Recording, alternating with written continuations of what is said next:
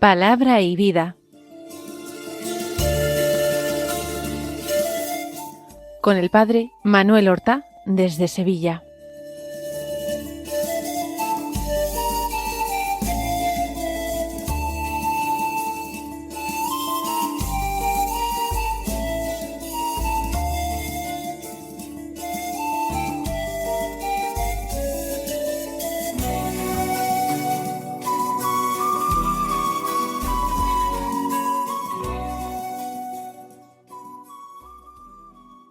En el nombre del Padre, y del Hijo, y del Espíritu Santo.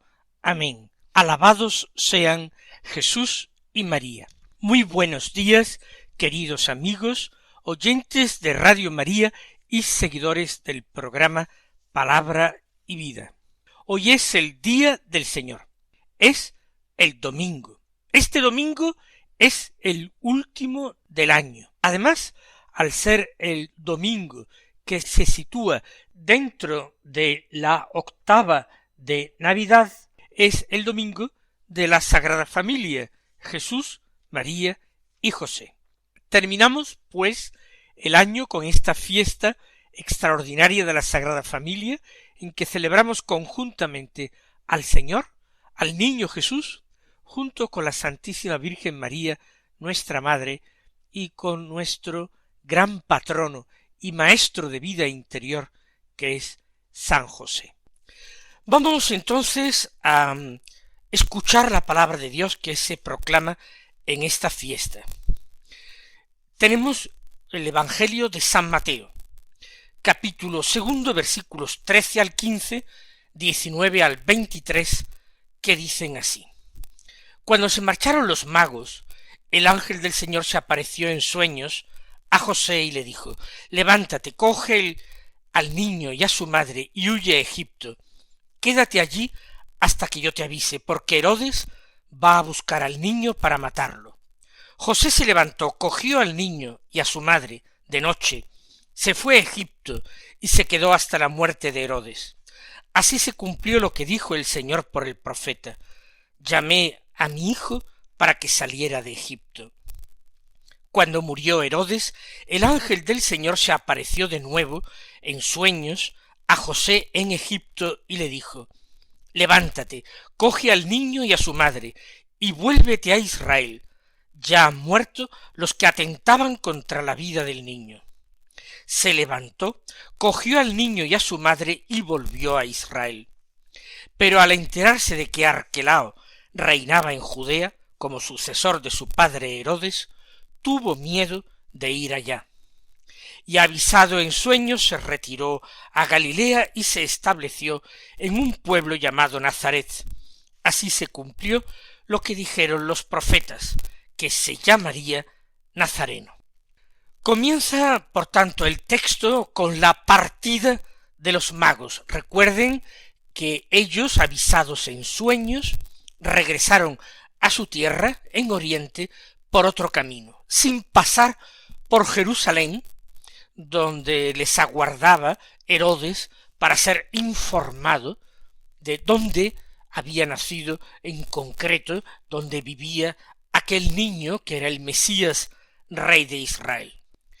Igualmente, José de nuevo es avisado en sueño.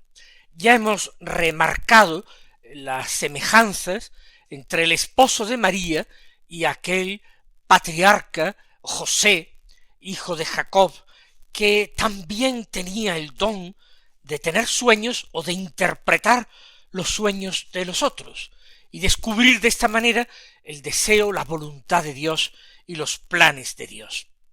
Precisamente estos planes se le revelan a José y, como decíamos ayer, producen en José desasosiego y angustia. Él quizás se reprocharía que por su culpa, por su falta de previsión, había llevado a María con él en su viaje a Belén para empadronarse. Ciertamente era su deber, pero si una persona se encontraba enferma o, en el caso de María, a punto de dar a luz, no estaba estrictamente obligado a viajar. Por tanto, tantos sufrimientos, tantas calamidades que están llegando a la Sagrada Familia. Primero, el no encontrar alojamiento en Belén digno para que la Virgen diera a luz. Y después esto, que le llega la noticia de que está Herodes detrás de aquel niño para quitarse de en medio a un posible rival, competidor por el trono de Israel. Así José, avisado en sueños, se levanta en plena noche. No aguarda el día. El ángel le ha urgido. Perder unas pocas horas podría ser fatal para la vida del niño. Y tomó a Jesús, y a su madre, a la Virgen María, de noche, y se fue a Egipto. Tuvo que ser un viaje, diríamos que con lo opuesto, y tuvo que ser un viaje, de nuevo también, llenos de angustia, de zozobra, si conseguirían o no conseguirían llegar a Egipto lejos del poder de Herodes. Hoy día las familias también tienen que sufrir muchos ataques, muchas persecuciones. La mayoría de los gobiernos de Occidente, a petición de grupos concretos de personas ferozmente hostiles a la Iglesia, y no solamente a la Iglesia, sino a cualquier idea de Dios o de religión, han promovido un cambio de mentalidad gigantesco, para que ya la familia quede desvirtuada y se otorgue el nombre de familia a realidades de convivencias que no tienen lo mínimo necesario para ser consideradas familias. Así la familia empieza a recibir un adjetivo, la familia tradicional, para de alguna manera relegarla a la categoría de cosas que han quedado anticuadas, que son tradicionales, la época de nuestros abuelos, y se promueven, como digo, otras formas de convivencia a las que se le llama también familia. Son persecuciones, qué duda cabe, y persecuciones del poder político.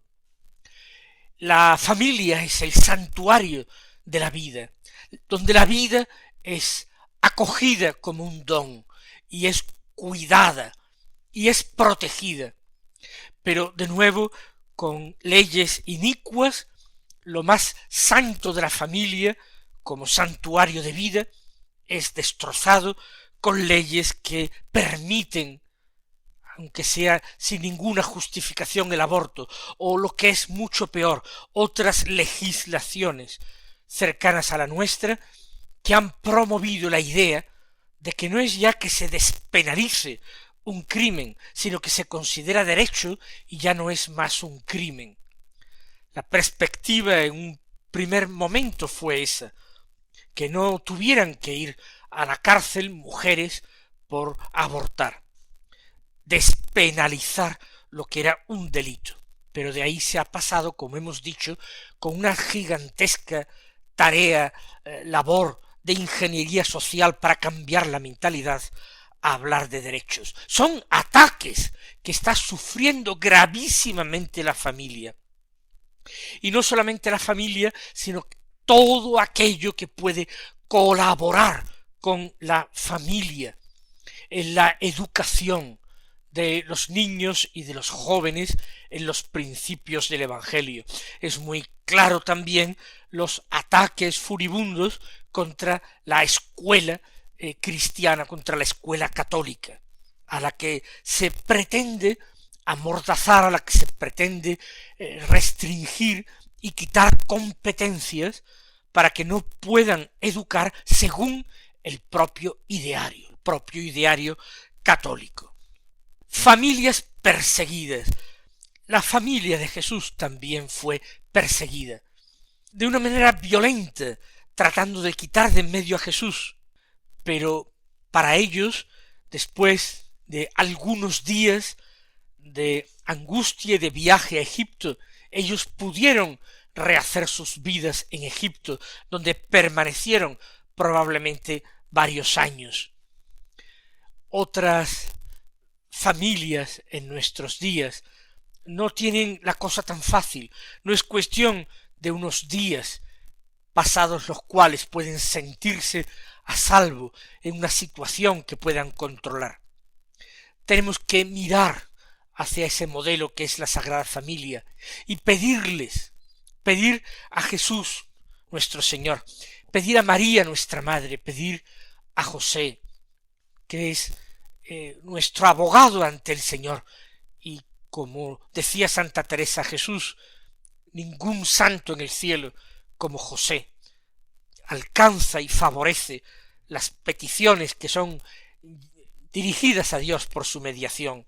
Tenemos que pedir gracia para ser capaces de tener firme en la persecución, no perder ni enfriar la fe, no dejar que desaparezca de nuestras vidas la esperanza, no dejar de amar ni siquiera a nuestros enemigos, ni a los que actúan así simplemente por ignorancia, por error, ni a aquellos que de una manera diabólica tratan de luchar y de oponerse y de perseguir a Cristo a través de los cristianos.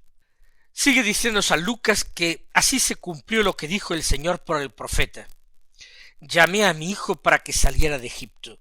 Recordábamos también ayer cómo el evangelista San Mateo, escribiendo para judíos conversos al cristianismo, cita mucho la Sagrada Escritura, el Antiguo Testamento, y en concreto los profetas, para probar de esta manera que Jesús es el Mesías esperado por Israel. Aquí, pues, cita un texto que hace referencia a cómo Dios sacó a su pueblo de Egipto para llevarlo a la tierra prometida. Pero Mateo lo aplica a Jesús. A Jesús cuando termina su estancia en Egipto y es llamado para regresar a Palestina, a la tierra prometida.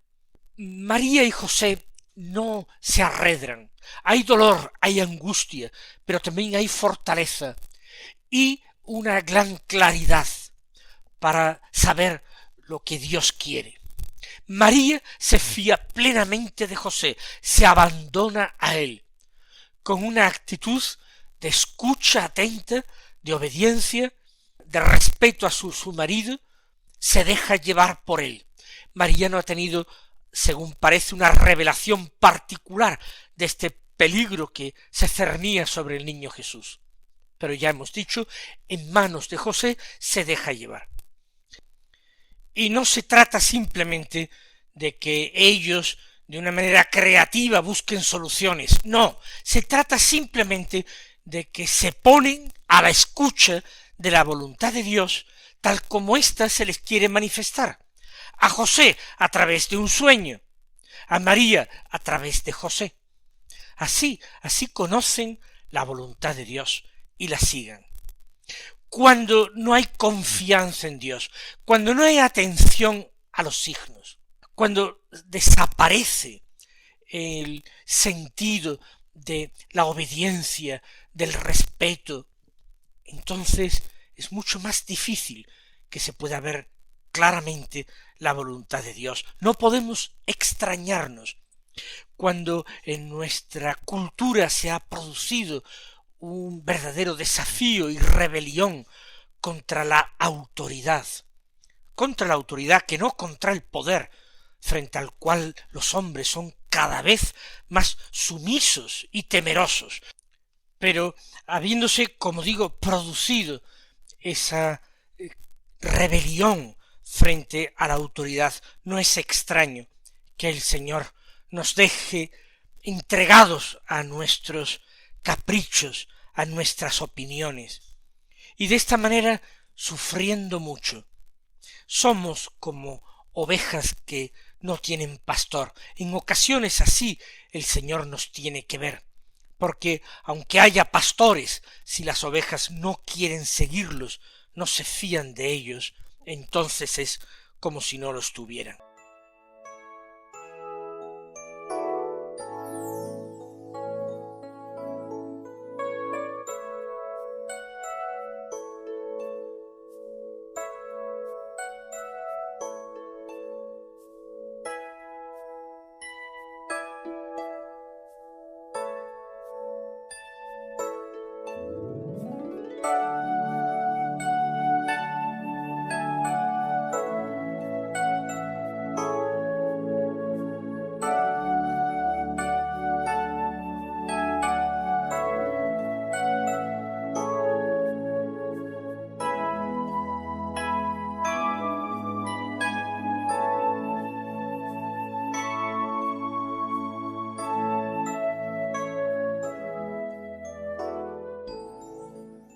Cuando murió Herodes, dice San Mateo, el ángel del Señor se apareció de nuevo, en sueños, a José en Egipto.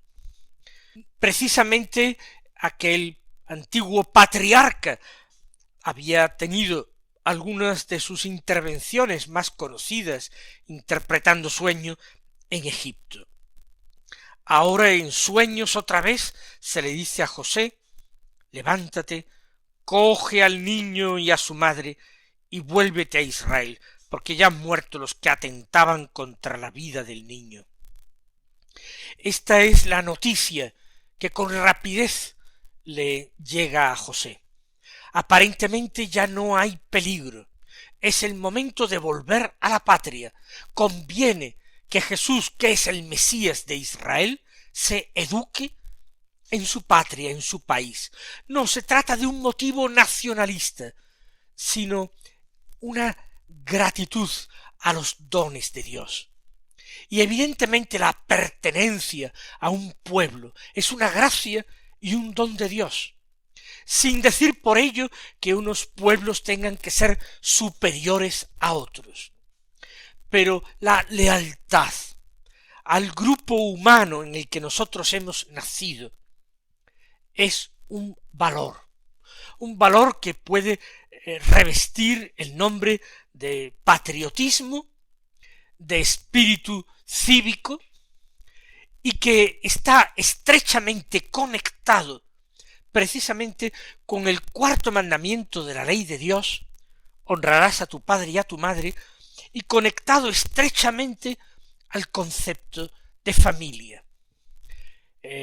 La patria es la familia ampliada, es la familia de familias, algo a lo que se tiene que amar, a lo que uno se tiene que entregar también, sirviendo, ayudando y colaborando con todos los hombres en una tarea común. Porque los seres humanos no estamos creados por Dios para vivir en soledad, sino siempre para vivir en comunidad. Han muerto los que atentaban contra la vida del niño. Y José se levantó, cogió al niño y a su madre y volvió a Israel. Ciertamente no había la misma urgencia, no estaban en peligro, el peligro había desaparecido, pero no conviene detenerse en esas culturas extrañas, ajenas. Hoy día también pecamos de esto. A veces los hombres se sienten fascinados y atraídos por todo lo extranjero, y se produce una minusvaloración, cuando a veces un desprecio profundo de la propia patria, de sus símbolos, de sus costumbres, de su lengua. En viejos manuales se hablaba del internacionalismo, pero no como una virtud, sino como un pecado, no porque sea malo establecer relaciones internacionales, viajar, conocer otros pueblos. Eso es bueno, eso es positivo, conocer a los hombres de las otras culturas. ¿Para qué? Para estimarse mutuamente y no dejarse guiar por el miedo, la desconfianza entre los pueblos. Eso no es el internacionalismo. El internacionalismo es la mentalidad de aquellos que niegan realmente la entidad de los distintos pueblos, de las distintas naciones, y piensan que toda la humanidad simplemente globalmente tiene que ser considerada y entendida, y ellos, a fuerza de querer sentirse de todas partes, no se sienten de ninguna, y de alguna manera no aman a ninguna gran familia, ninguna colectividad, ni se sacrifican por ninguno, ni sirven a ninguno más que a su comodidad, a su capricho, a su lujo, a su conveniencia. José, María, llevando a Jesús, marchan de Israel, porque no es su tierra, porque no es su patria, y vuelven a Palestina, vuelven a Judea. Pretenden ir a Belén, donde ha nacido el niño y donde pensaban ya instalarse, pero se dan cuenta al llegar de que allí en el sur de Palestina, en Judea, está reinando un hijo de Herodes llamado Arquelao, que tiene fama de ser tan cruel como su padre. De hecho, la población estaba tan descontenta que los romanos terminaron de apartarlo del poder, de deponerlo como rey. Entonces José tuvo miedo de ir allá a Judea, de establecerse en Belén, y de nuevo recibe un anuncio de lo que Dios quiere, de la voluntad de Dios a través de los sueños. Como ven, esto es algo constante. José está siendo guiado, conducido por Dios mismo a través de los sueños. Y no se dirigen estos a María. María, insisto, sigue a su esposo. Todo se le revela a José como cabeza de familia, para que él tome las decisiones en la familia y conduzca por donde Dios quiere a María su esposa y a Jesús. Así pues, Dios revela las cosas a través de los sueños, pero también José utiliza su inteligencia y su prudencia humana. Cuando llegó allí a Judea es cuando se da cuenta de que reina Arquelao y de qué clase de persona es Arquelao, y entonces tiene miedo. Eso va a ir completado con el aviso en sueños, que se retirase a Galilea, y así lo hizo. Siguieron caminando hacia el norte del país, hacia esa provincia al norte, y allí van a establecerse a Nazaret, donde de hecho vivían antes. María recibió la anunciación en Nazaret. De allí, de hecho, partieron para Belén cuando se mandó a hacer el censo. Se establecieron, por tanto, en Nazaret de nuevo, y se cumplió de nuevo, y San Mateo se complace en recordarlo, lo que habían dicho los profetas, que el Mesías sería llamado Nazareno.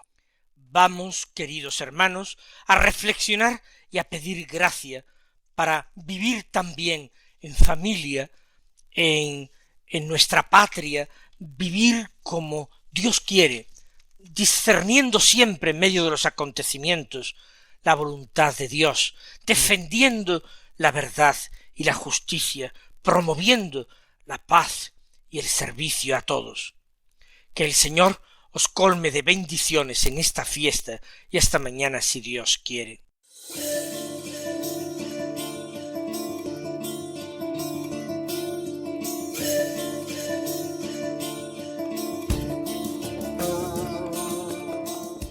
Han escuchado en Radio María Palabra y Vida, un programa que dirige el Padre Manuel Horta.